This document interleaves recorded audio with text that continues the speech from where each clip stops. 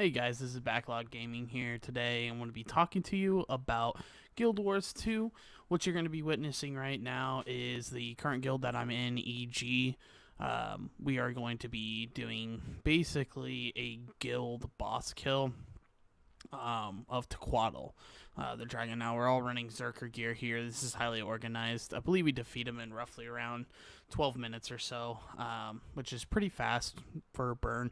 Now that you can crit him, obviously it's gotten a lot faster than the previous times. So anyways, guys, what do I have to say about Guild Wars 2? Guild Wars 2 is going to be the new game that I'm playing. I purchased Heart of Thorns, the expansion pack, about a week ago. So from there, that's what I'm looking forward to, is playing that expansion pack. And this is the type of content that I'm going to be pumping out, that if you're interested in, it will be on my channel. So a little bit about Guild Wars 2 right now. It's free to play. It's that you can get into it, try it out, see if it's something that you like. If it is something that you like and you are going to get the expansion, then once you do that, you get the base game for free upon purchasing the expansion. Now, just a warning here is if you pre-order the expansion, you want to either get the $50 edition, which is just the game, or you want to get the $100 edition, which is going to come with the downloadable, the in-game content, and it will also come with amount of gems. Now, here's the thing, is that the amount of gems that you would be receiving makes up for the $50 alone, and then there's a character slot expansion that you're going to be getting that will make up another $10. So it's actually $60 value that you'd be getting. Now, there is a mid-tier, which is the $75 tier that just gets you the digital items, but not the gems. So technically from that middle tier to the third tier, you're basically paying $25 for gems, and that's 50% off. And you'll use gems in this game. It's not buy to play by any means, but you'll use it for styles and other fun and neat things. So from there, what I'm going to try to be covering is, it's going to kind of be guide heavy at first of what I'm trying to accomplish before you start seeing other content come out. One of the main playlists that I want to tend to build is going to be fractals. Now, fractals are going to be the 5 main content of the expansion. That's what they're going to be focusing on, versus dungeons that they normally have. But I still want to create guides that new players coming into the game might find useful. You know, they might be able to watch something that they're looking for and get a visual reference of what to do and how to run certain things. And of course, build guides are going to be out there. Now, I don't make my own builds. I do use builds that can proven to be quote-unquote meta for the content that I'm running. But if I can help relay that message to a player that maybe doesn't know where to look for those builds, I'm going to do that. I'm not going to claim credit in those videos, but I will at least try to promote that type of gameplay for individuals to make it easier for them to find. Now, within Guild Wars 2, there are big changes coming. Now, my original complaints about Guild Wars 2 before was that the in-game was lacking. It felt that when you got to the in-game progression, there wasn't really enough substance to keep you around at a constant rate, unless you were going to make legendary weapons, which in this video you're seeing me swing around Eternity, which is a legendary weapon that I have made.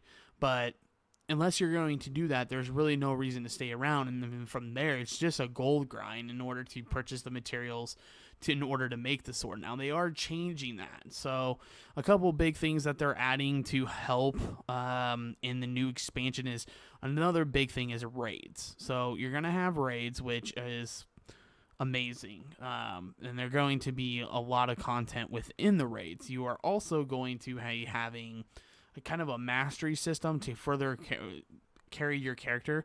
Now, this won't necessarily make your character stronger stat-wise. What this is going to do is allow your character to do certain things. So maybe glide longer or explore certain areas, get to places where other players necessarily can't unless they put in, the time to work on these masteries.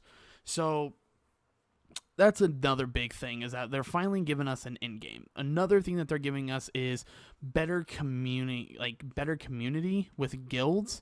Now, the guild that I'm currently in, EG, we're a fairly large guild. As you can see, we have tons of people here, and this is just a weeknight. This isn't.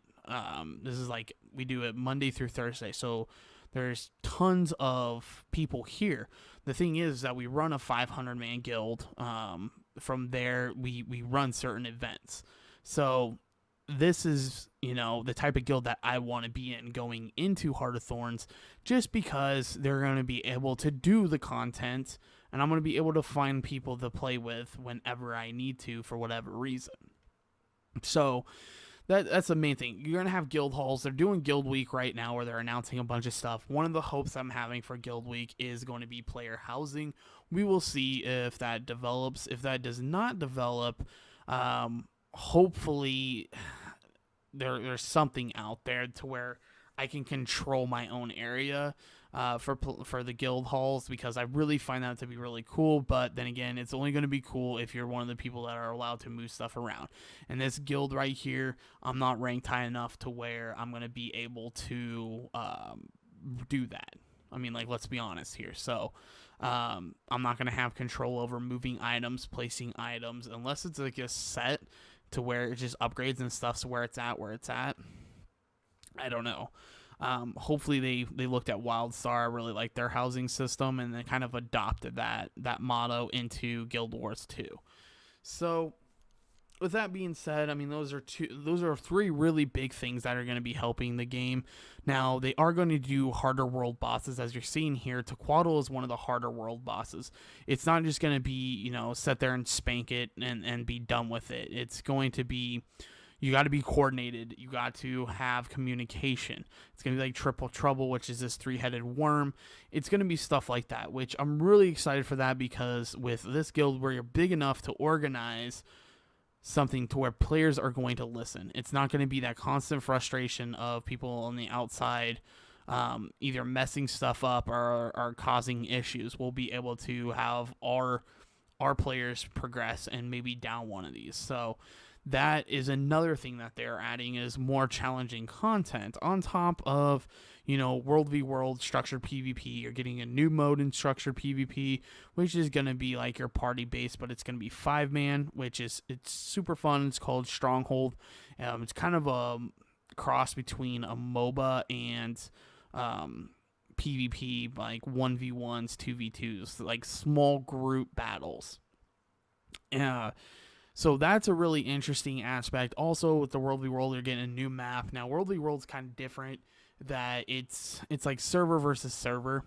So you can get pretty big turnout and you can get pretty small turnout. And that's the thing, that you may have to transfer servers in order to find something that you're more willing to do versus something that, isn't working out. Like the server I'm on right now, we suck at World v World, like one of the worst. So nobody's really in there. So if World v World was something I wanted to get into, then of course I'm going to server transfer. And you can do that. It just costs a little bit of money, which sucks, but what game doesn't it cost money in order to do that? So with that, there's also going to be guild versus guild, which is going to be pretty cool, with where you're going to have large-scale battles between guilds and other guilds. So our guild could potentially have pretty large battles, but we're mostly PvE focused. But we do have PvPers and World v Worlders in our guild, and we do support those. We don't negate those people to do that. So with that being said, guys, that's what I'm looking forward to in the expansion. That's what I'm trying to aim my channel towards, is providing content that you're going to see basically be Guild Wars 2 focused. You may not like Guild Wars 2. I understand that. That's fine. There are going to be people out there with different tastes of what they're doing. So you can't really sit there and cater to every little person on the internet. But this is something I'm taking my channel in a certain direction with a certain focus, trying to basically gain a player base and people to watch my content. Now, with streaming, I am a little bit behind schedule for the October 1st start date. That is tomorrow. Unfortunately, I'm not going to be making that. This is probably going to go live on October 1st. There are some things that I'm trying to work out, like making sure all my personal information is hidden on any platform that I use that could be Googled or anything like that to protect against swatting. Or another thing I need to look into is how to protect my IP address from, if I have to do a program, I have to do a program. So those are two things that are kind of stopping the stream right now. Everything for the stream is pretty much set up. Another thing that needs to be done for the stream is I need to get music. That's going to be a little bit of a focus for me, is finding music and making playlists so it's not just, in-game music that you're hearing. So with that, right now, what I'm working on in Guild Wars 2 leading into the patch, not the patch, but into the expansion, is strictly going to be trying to complete a new set of armor that's going to be condition-based. I'm interested in seeing how well that will do leveling, but I should be finishing that today on the 29th. So once I log in and do that, then from there, that armor set will be done, at least gear-wise. I still got to toy with the specs a little bit in order to get a feel that I feel that I could power through and do really, really well on for leveling. A lot of uptime, no downtime type of deal. So that's what I'm trying to go towards, to where I can clear mobs fast, but I'm not super, super squishy. So that's a main focus I have right now. Another focus is just basically getting in some dungeon run videos and getting in some of the fractals that are out there already, getting guides for those. So I'm going to have to run those with a group of people and record them, and then from there voice over exactly what's happening on the screen to help new players again coming into the game. Other stuff that I plan on doing a Living Story Season 2 review to see if it's worth your money, which is, I believe, $20 if you purchase the game and you never logged in for Season 2. I wanted to do a guide to where you can see, not a guide, but a review to see if it's worth that $20. So I'm still playing that, still trying to beat that before the expansion comes out, getting close on the chapters. So from there, this is going to pretty much finish up the video. You're going to see us kill Tequatl here fairly fast. We get it done by, I think, 9 minutes and 44 seconds, 45. So from there, guys, that's it for this video. If you like this video, give it a thumbs up. Feel free to like, comment, and subscribe down below, and I'll see you guys next time.